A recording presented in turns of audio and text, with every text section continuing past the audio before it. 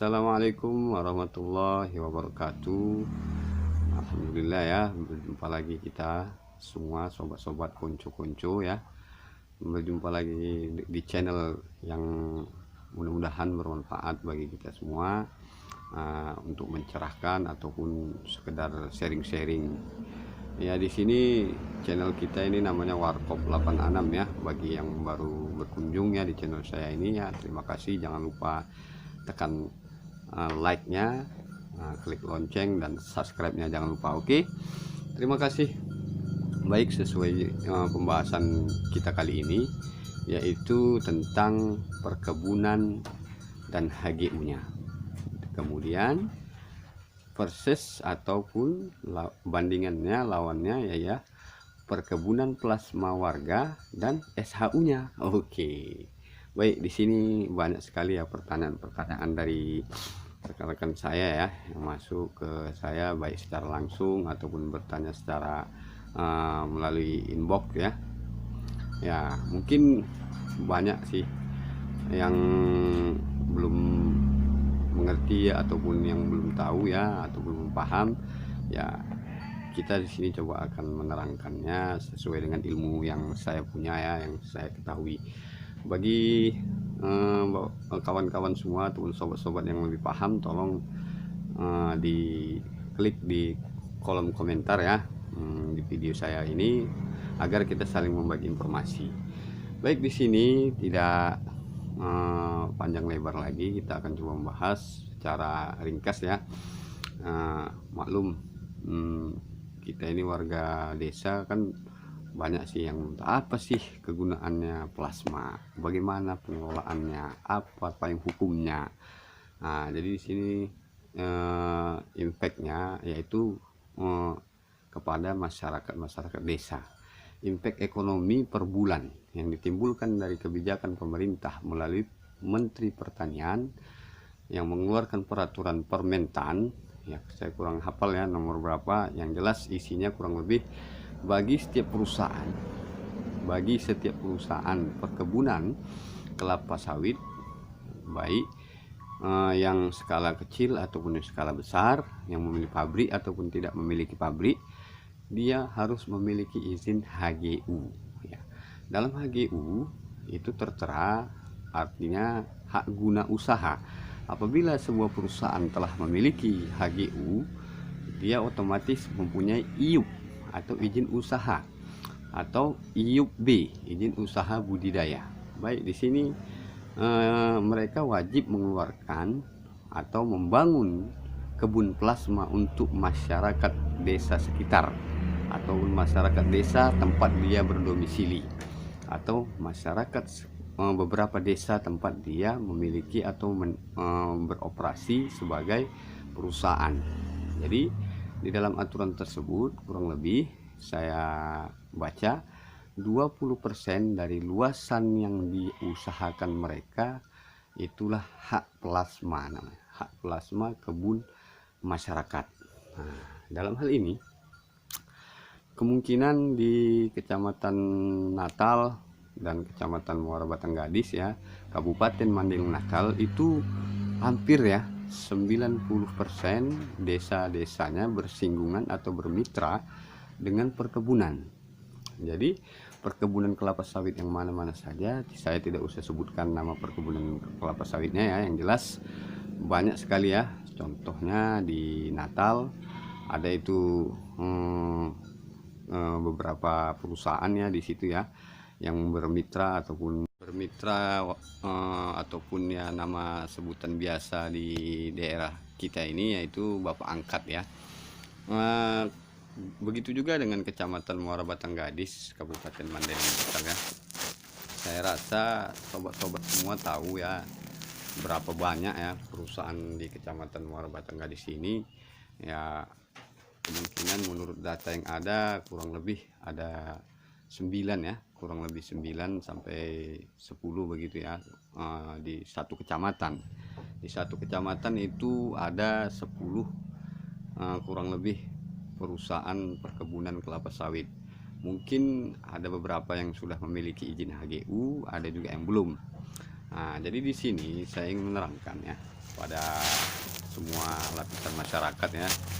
Alhamdulillah, mudah-mudahan eh, bisa bermanfaat. Kalau tidak bermanfaat ya lupakan saja, nggak ada masalah ya. Oke, dalam 2 hari lagi kita akan menyambut Hari Kemerdekaan Republik Indonesia kita tercinta ini ya, yang ke-75 ya.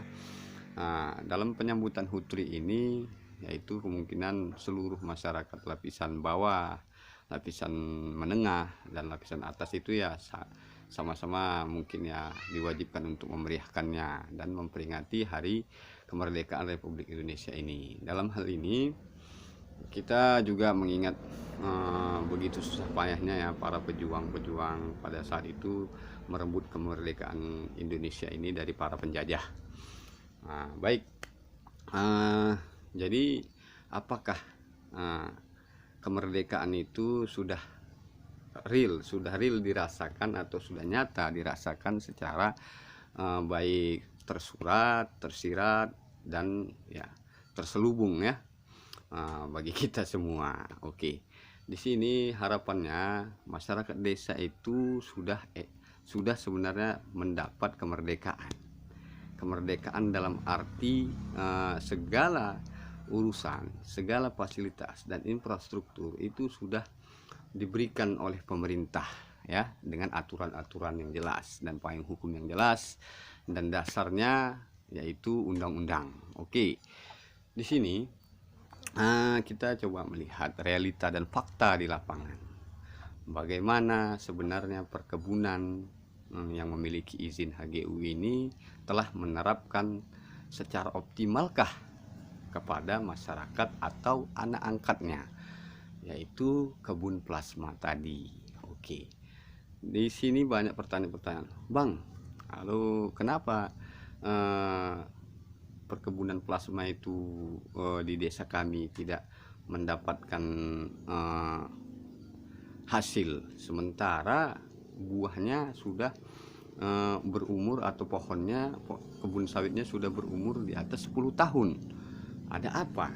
Kan begitu. Jadi begini, sobat semua, kuncu-kuncu dan bapak-bapak semua ya, ibu-ibu, kaum ibu ya, semua lapisan masyarakat khususnya di Kecamatan Muara Batang Gadis dan Kabupaten Mangdatal. Disinilah seharusnya peran pemerintah daerah, pemeran pemerintah desa, BPD, dan tokoh masyarakat. Begitu juga dengan DPR yang berada di komisi tertentu ya, yang membidangi masalah perkebunan. Komisi berapa saya nggak ingat ya. Jadi dalam hal ini masyarakat itu berjuang sendiri, artinya merebut hak-hak mereka sebagai petani plasma. Dalam ketentuan sebenarnya telah diatur secara objektif ya, mulai dari A sampai Z. Nah, perkebunan memiliki tanggung jawab penuh terhadap pembangunan kebun plasma masyarakat. Nah, perawatannya, infrastrukturnya, drainasenya, dan segala macam apa yang ada di dalam perkebunan. Ya, layaknya perkebunan itu kan mempunyai pimpinan, yaitu mungkin asisten, askep, mandor, kerani, pemanen ya, begitu bagian pengawas, begitu, apalagi pimpinannya itu adalah manajer. Jadi di plasma, di kebun plasma itu sudah terafiliasi bersama kebun inti. Artinya tanggung jawab kebun inti yaitu membangun dan merawat dan menghasilkan kebun plasma sebagaimana kebun inti. Tidak ada kebun inti tanpa plasma, tidak ada plasma tanpa kebun inti. Ya, ini harus sejajar. Jadi dalam hal ini kita sering melihat fakta di lapangan ini agak jauh, tidak sejajar ya. Ketimpangannya banyak diduga. Kita yakin kesalahan mungkin ya di manajemen kebun bisa jadi, dan mungkin bisa jadi di manajemen koperasinya sendiri ya. Dalam aturan plasma itu ada namanya SHU ya, ialah sisa hasil usaha. Setelah prosedur dilaksanakan, ketentuan-ketentuan dalam Memorial Under Outstanding atau disingkat MOU, ya kurang lebih seperti itu ya bahasanya teman-teman. Mohon maaf kalau saya kurang pasti ya mengucapkannya. Dalam MOU sudah dicantumkan beberapa poin yang antara lain yaitu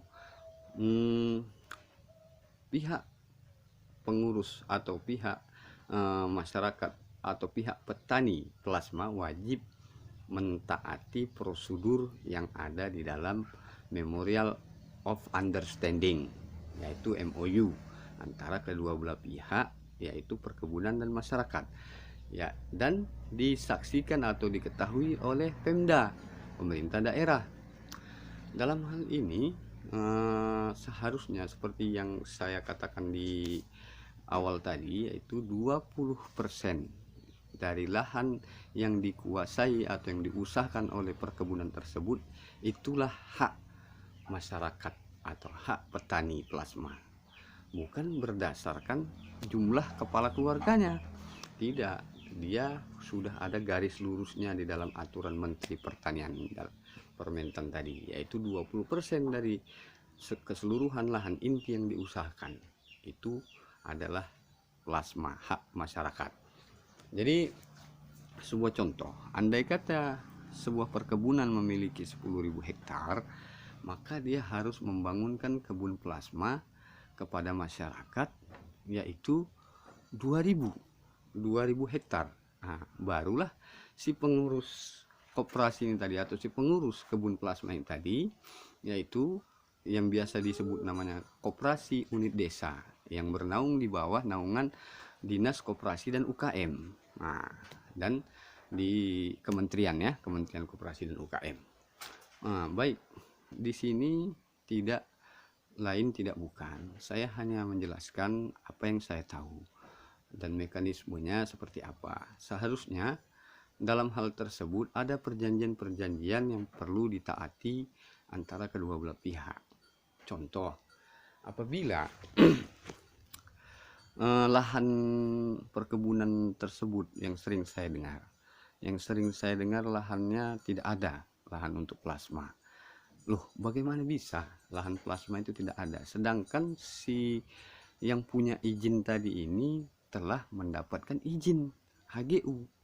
Nah, jadi dia bertanya kepada masyarakat, mereka bertanya, "Pak, mana lahannya biar kami bangunkan?"